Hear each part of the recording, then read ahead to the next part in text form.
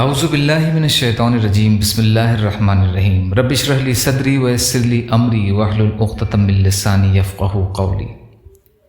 جب دنیا ریزہ ریزہ ہو جائے گی، قیامت کی چھوٹی اور بڑی نشانیوں کے بارے میں علامات صغریٰ، قیامت کی چھوٹی نشانیاں۔ نشانی نمبر 93 اور 94، مسلمانوں کی نصرت کے لیے درختوں اور پتھروں کا کلام کرنا اور مسلمانوں کا یہودیوں سے جنگ کرنا۔ یہ عظیم معرکہ آخری زمانے میں برپا ہوگا، اس میں مسلمانوں کو فتح نصیب ہوگی۔ اس موقع پر درخت اور پتھر بول بول کر مسلمانوں سے کہیں گے، اے مسلمان، اے اللہ کے بندے، یہ میرے پیچھے ایک یہودی چھپا ہوا ہے، جلدی سے آؤ اور اسے قتل کر ڈالو۔ یعنی اس جنگ میں درخت اور پتھر بھی مسلمانوں سے محبت اور ہمدردی کا اظہار اور ان کی مدد کریں گے۔ یہ اللہ تعالیٰ کی طرف سے اہل اسلام کی نصرت اور تائید ہوگی۔ حضرت عبداللہ بن عمر رضی اللہ تعالی عنہ بیان کرتے ہیں کہ رسول اللہ صلی اللہ علیہ وسلم نے فرمایا، یہودی تم سے جنگ کریں گے مگر تم ان پر غلبہ پالو گے، یہاں تک کہ پتھر بھی بول کر کہے گا، اے مسلمان، یہ میرے پیچھے ایک یہودی چھپا ہوا ہے، آؤ اور اسے قتل کر ڈالو۔ صحیح بخاری اور صحیح مسلم کی روایت ہے۔ درختوں اور پتھروں کا اس طریقے سے کلام کرنا علامات قیامت میں سے ہوگا، مگر ایک درخت ایسا ہوگا جو مسلمانوں کے حق میں نہیں بولے گا۔ یہ غرقت کا درخت ہے جو یہودیوں کا ہمدرد ہے۔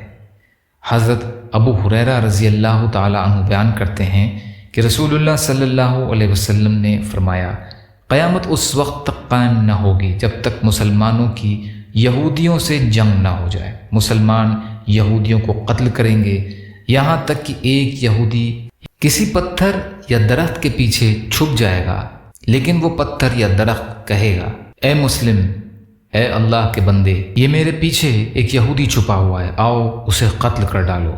مگر غرقت کا درخت نہیں بولے گا کیونکہ وہ یہودیوں کا دوست ہے۔ صحیح مسلم کی روایت میں یہ ہے۔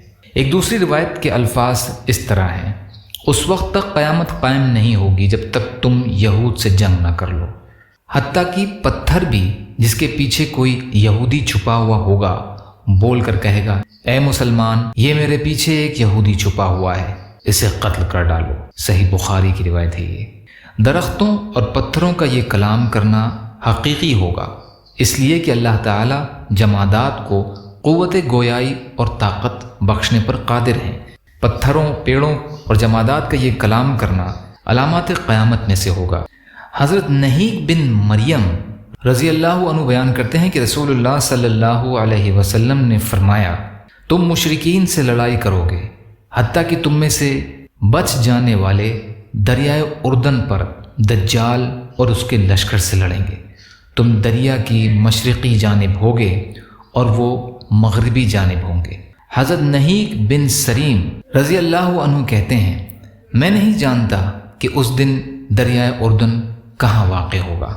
اس سے مراد وہ دریا ہے جو مقبوضہ فلسطین اور اردن یعنی جارڈن کو ایک دوسرے سے الگ کرتا ہے، مگر عین زاگر کے قریب بحیرہ مردار کا ساحل جس کے مشرق میں اردن یعنی جارڈن ہے اور بائیں طرف فلسطین ہے، اس پر آج یہودی قابض ہیں۔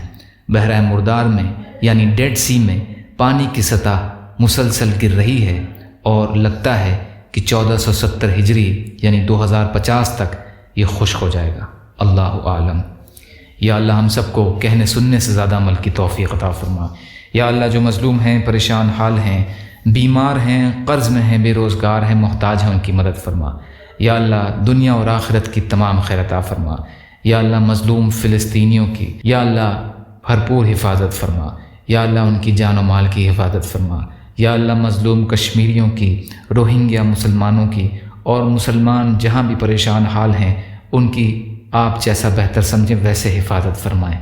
یا اللہ ہم سب کو دین کا کام کرنے والا بنائیے، صبر کرنے والا، شکر کرنے والا اور اچھی طرح عبادت کرنے والا بنائیے۔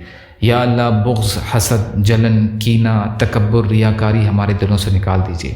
یا اللہ جو مانگا وہ بھی عطا کر دیجیے، جو بھول گئے ہوں اپنے فضل کرم سے عطا فرمائیے برحمتک یا ارحم الراحمین۔ لا الہ الا اللہ محمد رسول اللہ۔ السلام علیکم۔